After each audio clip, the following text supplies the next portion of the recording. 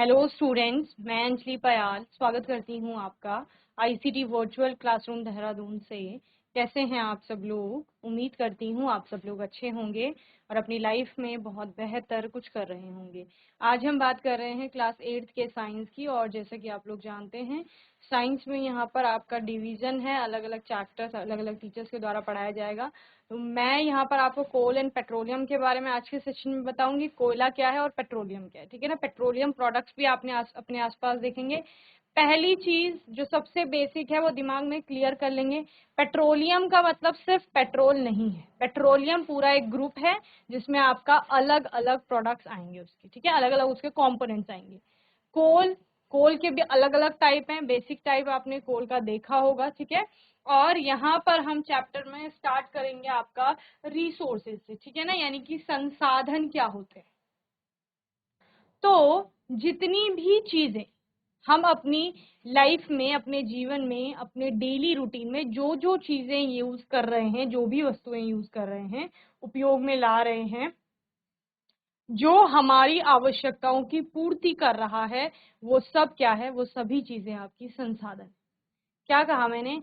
जो भी वस्तु, जो भी सामान हो गया, जो भी चीज हो गई, वो आपकी आवश्यकता की पूर्ति कर रही है, नीड्स को फुलफिल कर रहे हैं, उन्हीं को रिसोर्स यानी कि संसाधन कहा जाता है, ठीक है। जैसे यहाँ पर बेसिक्स आया, आपकी नोटबुक हो गई, पेंसिल हो गया, ये यहाँ पर आपका कोई पेपर है, ठीक है ना, या फिर आपकी बुक्स हो गई, ट्रीज हो गए, ठीक है ना, चेयर हो गई, ये बॉक्स है, इस तरह से यहाँ पर आपको लकड़ी दिखाई दे रही है, ये सारे आपके क्या है? रिसोर्सेज, ठीक है ना। आप बोल सकते हैं कि इस पेड़ से ही हमने ये सारी चीजें प्राप्त की, ठीक है। लेकिन इसके अतिरिक्त भी बहुत सारे रिसोर्स, जैसे आपने जो कपड़े पहने हैं वो रिसोर्स है, हम जो खाना खा रहे हैं वो रिसोर्स है, हम लोग स्क्रीन में क्लास को ले पा रहे हैं वो आपका रिसोर्स है ना, हम लोग माइक का यूज कर रहे हैं वो रिसोर्स है। तो जो भी चीज हमारी आवश्यकता की पूर्ति कर रहा है वो सारी चीजें किस में आएंगी? रिसोर्सेज में आएंगी, ओके। और लार्ज नंबर ऑफ थिंग्स हैं, बहुत बड़ी संख्या में ये वस्तुएं हैं जिनका उपयोग हम अपनी आवश्यकताओं की पूर्ति के लिए करते हैं, ओके। अब रिसोर्सेज हैं कितने प्रकार के?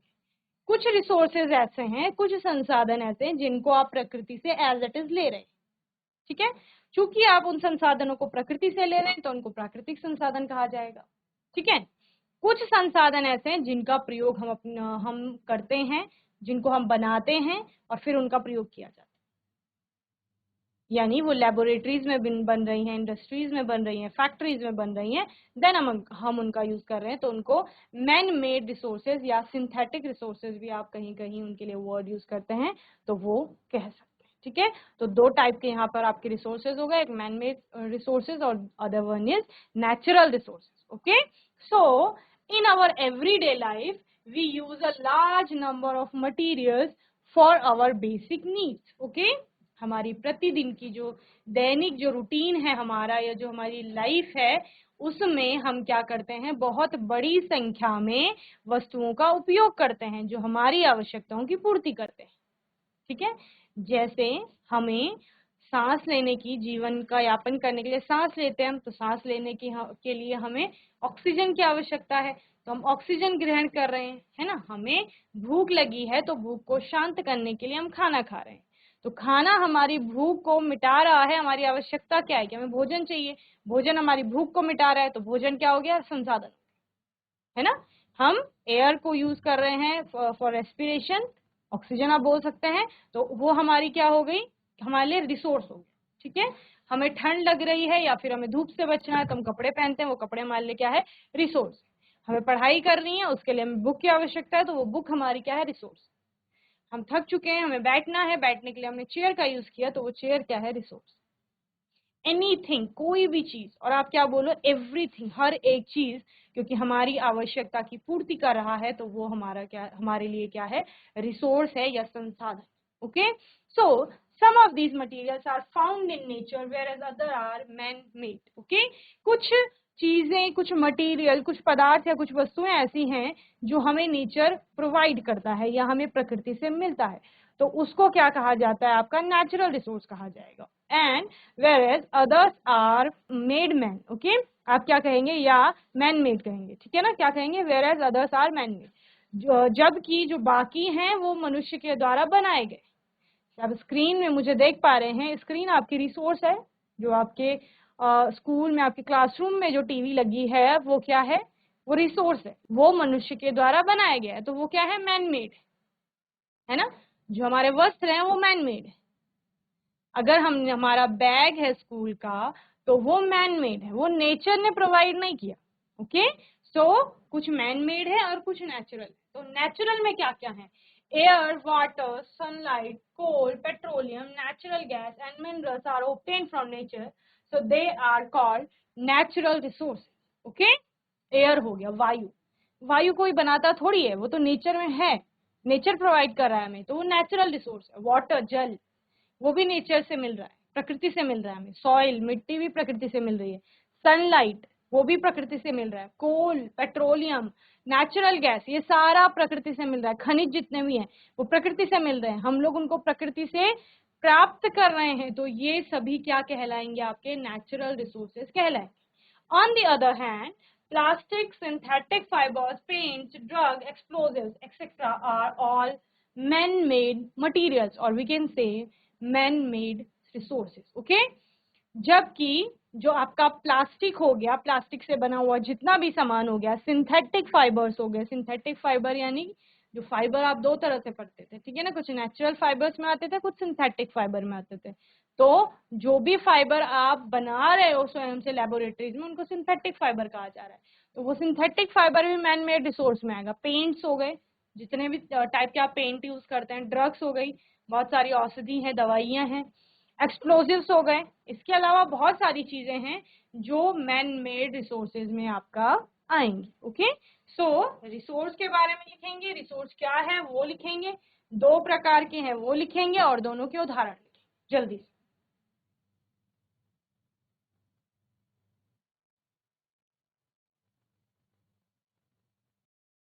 रिसोर्स को ही आपका हिंदी में क्या कहा जाता है, संसाधन कहा जाता है, ठीक है। तो अपने दैनिक जीवन में हम अपनी मूलभूत आवश्यकताओं के लिए बड़ी संख्या में सामग्रियों का उपयोग करते हैं या वस्तुओं का उपयोग करते हैं।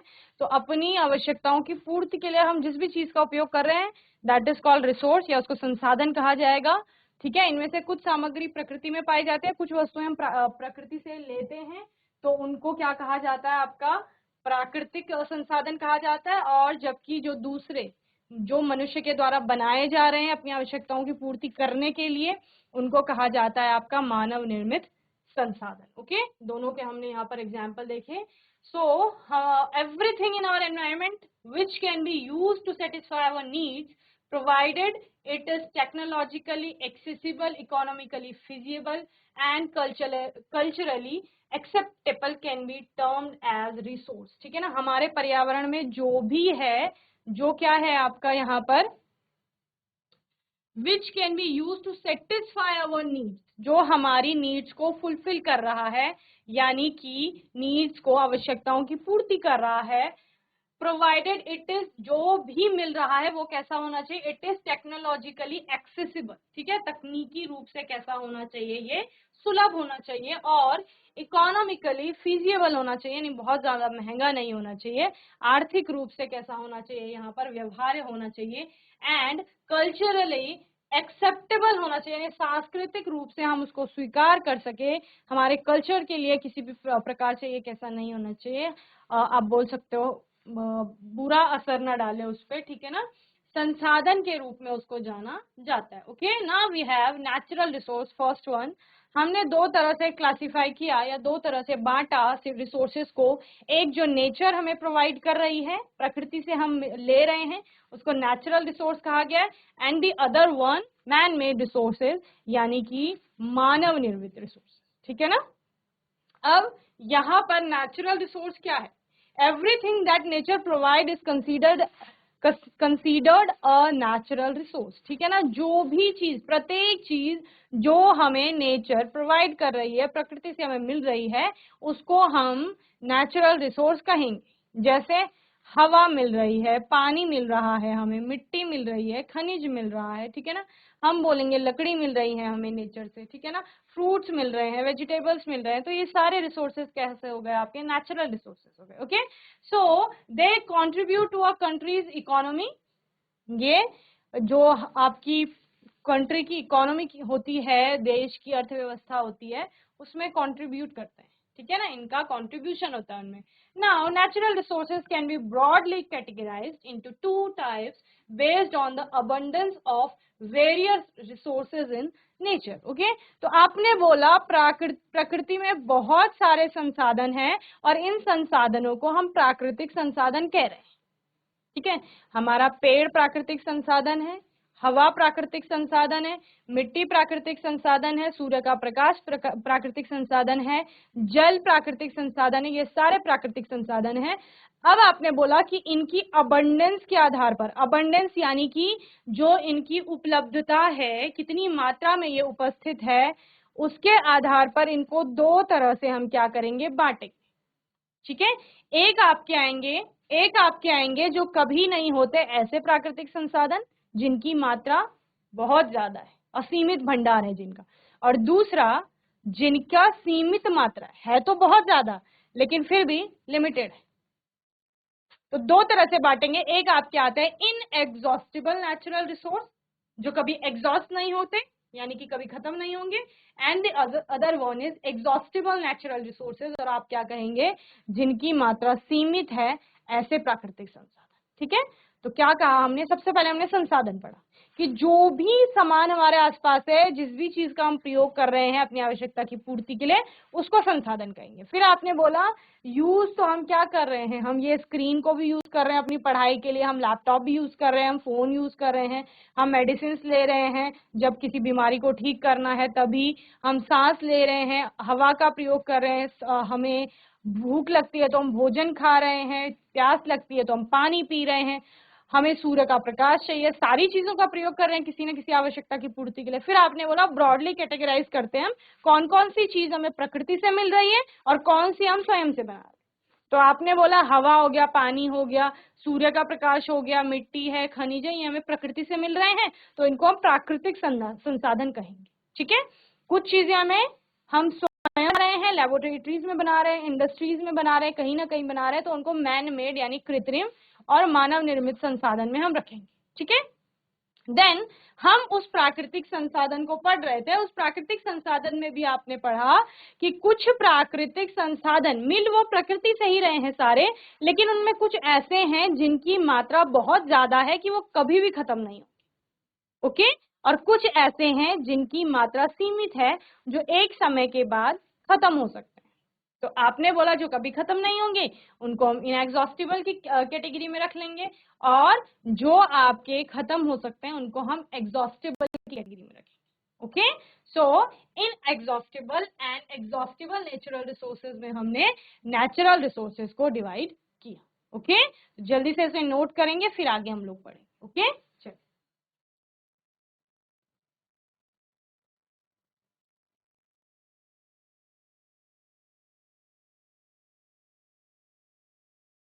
चलिए। तो प्रकृति जो कुछ भी प्रदान करती है उसे प्राकृतिक संसाधन माना जाता है, या हम उसको प्राकृतिक संसाधन कहते हैं, ठीक है। वे देश की अर्थव्यवस्था में योगदान देते हैं अपना। ओके, प्रकृति में विभिन्न संसाधनों की प्रचुरता के आधार पर या उनकी उपलब्धता के आधार पर प्राकृतिक संसाधनों को मोटे तौर पर ब्रॉडली आप दो प्रकार से वर्गीकृत करते हैं, ठीक है ना। पहला आता है आपका अक्षय प्राकृतिक संसाधन और दूसरा आता है आपका समाप्त होने वाले प्राकृतिक संसाधन। जैसे मैंने आपको बताया ये इनएग्जॉस्टिबल, अक्षय का मतलब क्या होता है, हिंदी में अ का मतलब नहीं हम बोलते हैं, ठीक है ना, और क्षय का मतलब समाप्त होना। तो जो समाप्त नहीं होते ऐसे प्राकृतिक संसाधन, और दूसरे के तो नाम में ही आ रहा है समाप्त होने वाले प्राकृतिक संसाधन। तो अक्षय, अक्षय यानी क्षय नहीं होंगे, यानी समाप्त नहीं होंगे। तो ऐसे प्राकृतिक संसाधन जिनका अथाह भंडार है आप बोल सकते हैं, या जो असीमित मात्रा में उपलब्ध हैं उनको अक्षय प्राकृतिक संसाधन कहा जाएगा, और दूसरा जिनकी मात्रा सीमित है लिमिटेड, सीमित से क्या समझते हैं कि जैसे आपको बोला कि कोई चीज, पानी है आपके पास, सपोज 1 लीटर पानी है, तो वो सीमित है ना 1 लीटर, चाहे आप उसमें से 1 ड्रॉप यूज करो, 1 ड्रॉप से भी कम यूज करो, लेकिन सीमित तो है, एक एक ड्रॉप करके एक दिन वो समाप्त हो जाएगा। तो ऐसे ही संसाधन है तो बहुत ज्यादा मात्रा उनकी, लेकिन वो बहुत ज्यादा मात्रा भी सीमित है कि एक समय ऐसा आएगा कि वो समाप्त हो जाएंगे।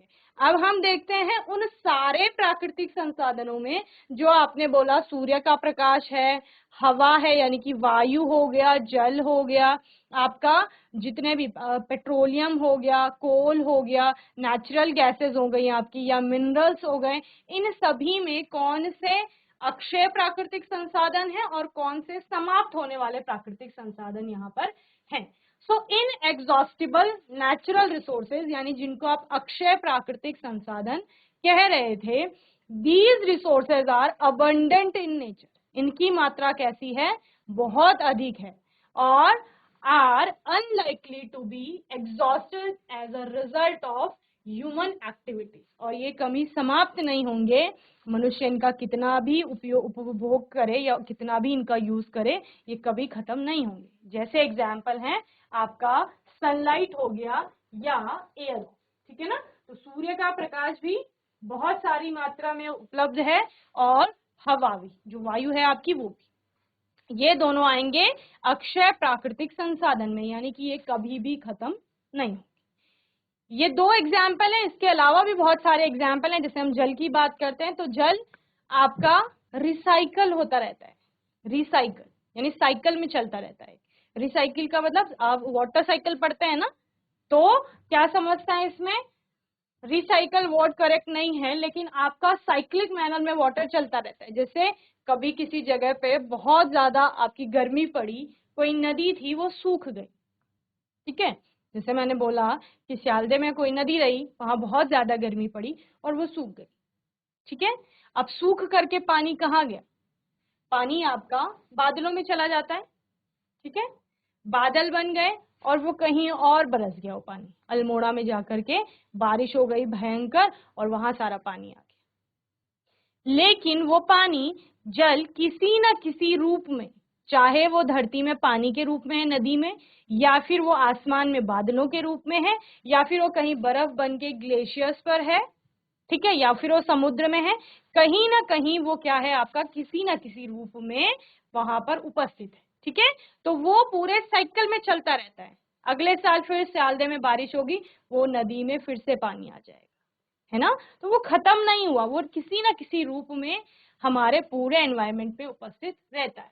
There is a never ending supply of inexhaustible natural resources in nature, इनका नेवर एंडिंग सप्लाई, यानी कि ऐसा कभी नहीं होगा कि इनकी सप्लाई रुक जाएगी, ठीक है, ये नेचर हमें प्रोवाइड करते रहेंगे इनको, ठीक है।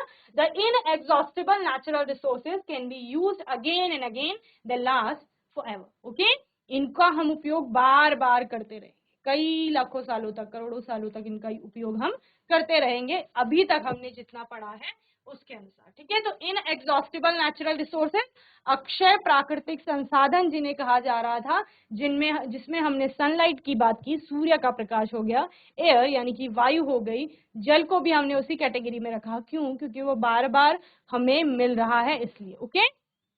चलिए, इसके बाद हमने अक्षय प्राकृतिक संसाधन, ये संसाधन प्रकृति में प्रचुर मात्रा में है, यानी कि असीमित भंडार है इनका, और मानव गतिविधियों के परिणाम स्वरूप समाप्त होने की संभावना इनकी नहीं है।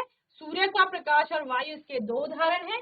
प्रकृति में अक्षय प्राकृतिक संसाधनों की कभी न खत्म होने वाली आपूर्ति है, अक्षय प्राकृतिक संसाधनों का बार बार उपयोग किया जा सकता है, वे हमेशा के लिए रहते हैं, यानी कि खत्म नहीं होंगे, ओके।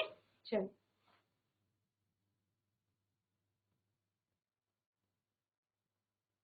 देन सेकेंड है आपका एग्जॉस्टेबल नेचुरल रिसोर्स है, ये भी प्राकृतिक संसाधन प्रकृति से ही आपको मिलेंगे, लेकिन जैसे यहाँ पर एग्जॉस्टेबल वर्ड आ रहा है, हिंदी में आप बोल रहे थे समाप्त होने वाले प्राकृतिक संसाधन, तो इनकी मात्रा है सीमित। Exhaustible that means something which can be used up completely, ठीक है, जिसका अर्थ है कि जिसका हम पूर्ण रूप से उपयोग कर लेंगे। तो जब आप उस 1 लीटर पानी का पूर्ण रूप से उपयोग कर लेंगे तो वो खत्म हो गया 1 लीटर पानी, यानी कि मैं एग्जाम्पल दे रही हूँ आपको, ठीक है ना। तो प्राकृतिक संसाधनों में भी कुछ संसाधन ऐसे हैं कि जिनकी मात्रा भले ही बहुत ज्यादा है लेकिन वो सीमित है, ठीक है। तो उस सीमित मात्रा को हम किसी ना किसी दिन पूर्ण रूप से उपयोग कर लेंगे, और जिस दिन वो पूर्ण रूप से उपयोग में आ गई उस दिन वो खत्म हो जाएगी, ठीक है। तो इसीलिए उनको क्या कहा गया, exhaustible natural resources. The term exhaustible means something which can be used up completely और so nothing is left behind, okay.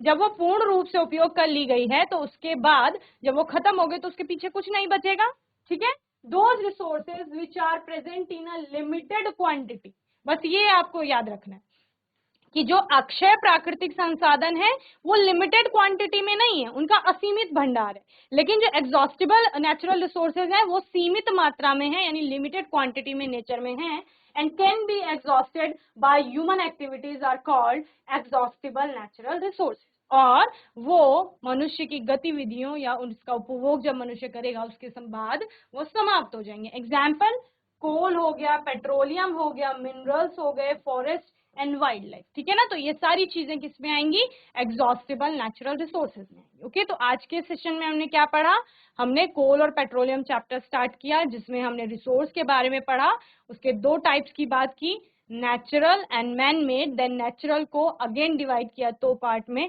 किस किस में, इनएग्जॉस्टिबल एंड एग्जॉस्टिबल। यहाँ तक चैप्टर को अच्छे से रिवाइज कर लेंगे, आने वाले सेशन में नेचुरल रिसोर्स को और अच्छे से पढ़ेंगे, और बाकी आपका कोई डाउट होगा, क्वेश्चन होगा तो अच्छे से आप पूछ लेंगे आप लोग। और तब तक के लिए आईसीटी वर्चुअल क्लासरूम से जुड़ने के लिए धन्यवाद।